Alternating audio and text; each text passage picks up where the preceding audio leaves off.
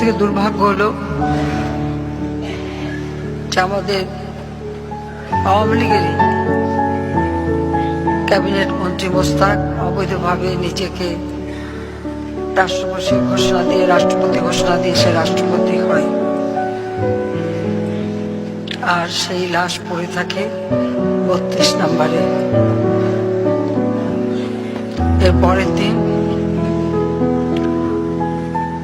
আমার মা এবং অন্যান্য সকল লাশ বনানী কবরস্থানে মাটি দেওয়া হয়। তাদের কোনো কাফন দাফন জানাজা দেওয়া হয়নি। আর আমার আব্বার লাশ নিয়ে যাওয়া হয় টুঙ্গিপাড়া।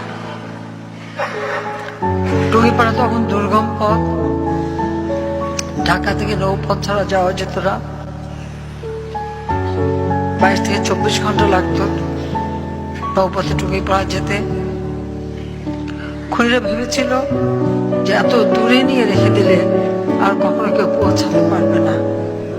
শুধু সেখানে নিয়েই যায় না, ওই বাড়িটাও তারা দীর্ঘদিন সিল করে দেয় এবং দখল করে রাখে।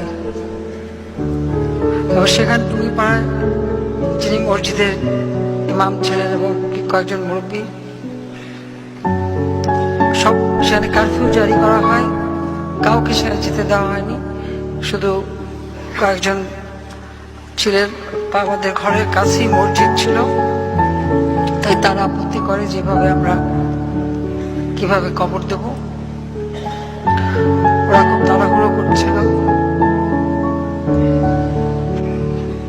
তখন তাদেরই কথায় তারা খুব অল্প সময় দেয় যে তাকে গোসল করিয়ে দাফন করা যাবে। সেই সময় কাফনের কাপড় পাওয়া যায়নি, কারণ দোকানপত্র যেমন ছিল না, কারফিউ জারি করার জন্য সবই বন্ধ। রেড ক্রসের একটি হাসপাতাল ছিল, রিলিফের কাপড় দেওয়া হতো সেখান থেকে। আমার বাবা বঙ্গবন্ধু শেখ মুজিবই এই রিলিফের কাপড় সবকিছু রেড ক্রসের মাধ্যমে সেখানে রেখেছিলেন। সেখান থেকে কয়েকখানা রিলিফের কাপড় নিয়ে এসে কাপড়ের পাড় ছিঁড়ে সেই কাপড় দিয়ে তাকে দাফন করা হয়। তিনি কিছু নিয়ে যাননি বাংলাদেশের জনগণের কাছ থেকে, বা মানুষ কিছু নেননি।